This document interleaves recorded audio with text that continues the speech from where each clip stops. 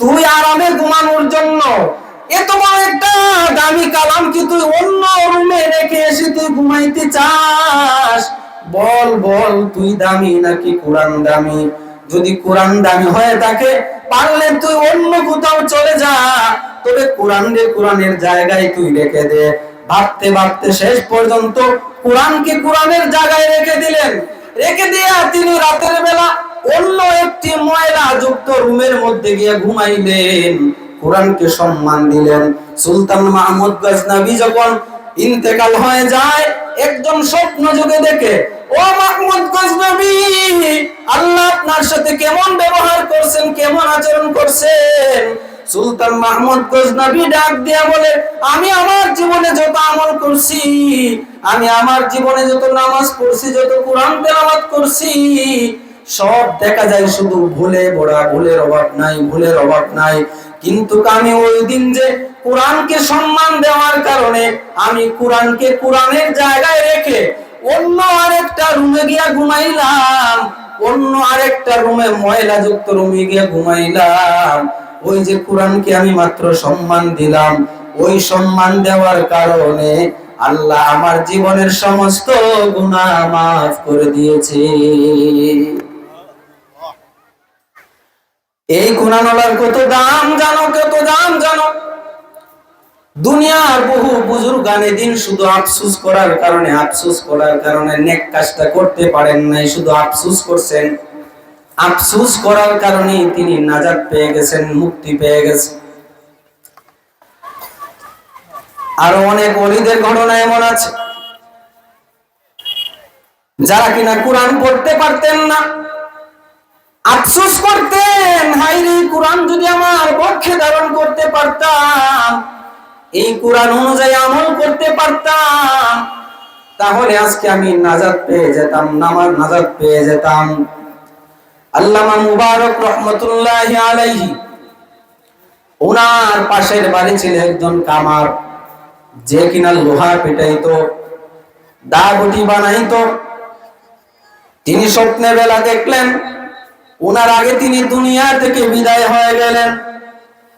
এই কামারকে দেখলেন, এই কামারটা তিনি আল্লামা মুবারক রহমতুল্লাহি আলাইহি আগে তিনি জান্নাতের ভিতরে চলে গিয়েছেন।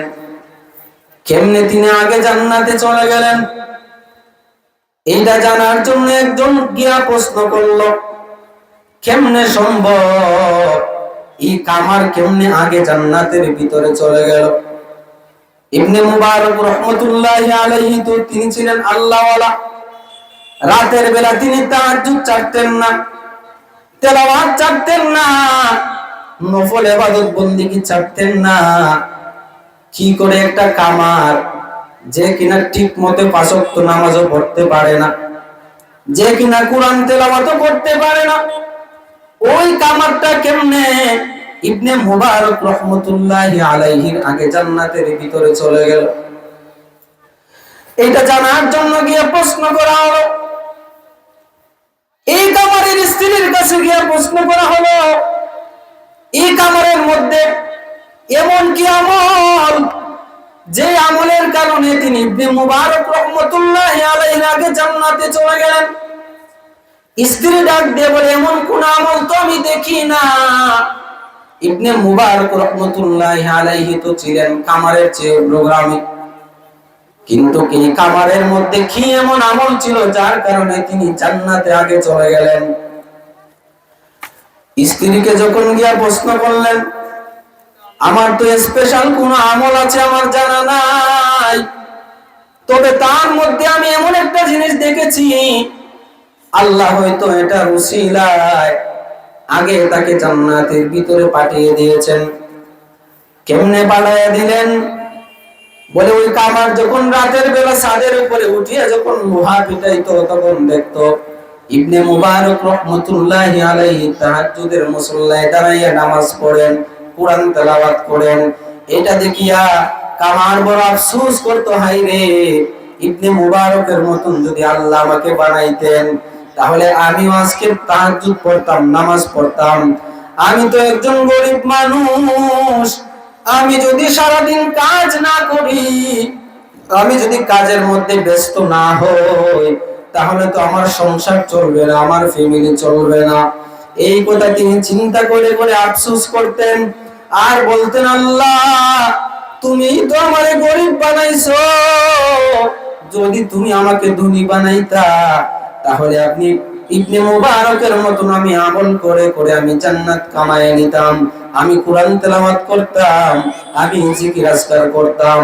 কিন্তু সেই সময় তো আমার নাই, সারাদিন ধরে আমাকে কাজ করতে হয়, রাতের বেলাও কাজ করতে হয়। এই বলে তিনি আফসোস করে করে চোখের পানি ছেড়ে দিয়া কাঁদতেন আর বলতেন, আল্লাহ গো কেন আমারে তুমি গরিব বানাইছো, কেন আমারে তুমি নিম্ন পর্যায়ের বানাইছো। এই আফসোস করতে করতে ওনার জিন্দেগি তিনি খরচ করে দিয়েছেন। ওই আফসোসটা আমার আল্লাহ তাআলার কাছে এত গ্রহণযোগ্য হয়ে গেল, এত পছন্দনীয় হয়ে গেল। এই আফসোসটা আমার মাওলার কাছে গ্রহণযোগ্য হইয়া আল্লাহ ইবনে মুবারকের আগে ওই কামারকে জান্নাতের ভিতরে প্রবেশ করায়া দিয়েছেন। আতিনা ফি দারে দুনিয়া না হাসান, আতিনা ফি দারে উকবা না হাসান, ইয়া গিয়াসাল মুস্তাগিসিন আহদিনা লাফতিকাবিল উলুমি ওয়াল গিনা কাদরে কুদরত দারি বল কামাল আনতা রব্বি আনতা হাসবি দুল জালাল তুহি কাদের জলিলুল্লাহ জাহাদর বহার হালে তুহি মেরা নিগাদার। আমার আল্লাহ তাআলা কুরআনে জানায়া দেন, ইয়া আইয়ুহাল্লাযীনা আমানুত্তাকুল্লাহ, হে দুনিয়ার ঈমানদারেরা আল্লাহ তাআলাকে ভয় করো, ওয়া কুনু মা'আস সাদিকিন, আল্লাহ ওয়ালাদের সাথী হয়ে যাও, আল্লাহ ওয়ালাদের সঙ্গী হয়ে যাও। আল্লাহ ওয়ালা কেমন দামি, দুনিয়াতে তুমি যার সাথে তুমি উঠা বসা চাল চরণ তোমার দুনিয়াতে তুমি খরচ করেছো, চলেছো, আল্লাহর নবী বিশ্ব নবী রাহমাতুল লিল আলামিন বলেন, তোমার উঠা বসা যদি ইহুদি খ্রিস্টানদের সাথে হয়ে থাকে, হাসরের ময়দানে তোমার হাসর হবে ইহুদি খ্রিস্টানদের সাথে। তোমার উঠা বসা চাল চলন যদি আল্লাহ ওয়ালাদের সাথে হয়ে থাকে, আল্লাহ তাআলা হাসরের ময়দানে তাদের সাথে উঠাইবেন। তোমার চাল চলন যদি আলেম উলামা মাদ্রাসার সাথে হয়ে থাকে, কুরআন ওয়ালার সাথে হয়ে থাকে, আল্লাহ তাআলা ওই কুরআন ওয়ালাদের সাথে হাসরের ময়দানে তোমাদেরকে উঠাইবেন এবং তাদের সাথে আল্লাহ তাআলা তোমাদেরকে জান্নাতের ভিতরে প্রবেশ করায়া দিবেন। আমার আল্লাহ তাআলার দয়া কর।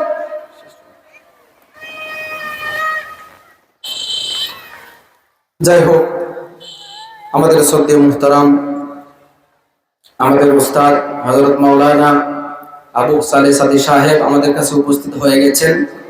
আমি আমার আলোচনার নীতি এখানে টানছি। যে কথাগুলো বললাম আল্লাহ তাআলা যেন আমাদেরকে আমল করার তৌফিক দান করেন, আমিন। ওয়া আখিরি দাওয়ানা আলহামদুলিল্লাহি রাব্বিল আলামিন। মাশাআল্লাহ, খুব সুন্দর আলোচনা করেছিলেন হযরত মাওলানা মুবাশশির আহমদ ফারুকী সাহেব কিশোরগঞ্জ। মুহতারাম হাজিরিন, এই পর্যায়ে আমাদের সামনে কুরআন ও হাদিসের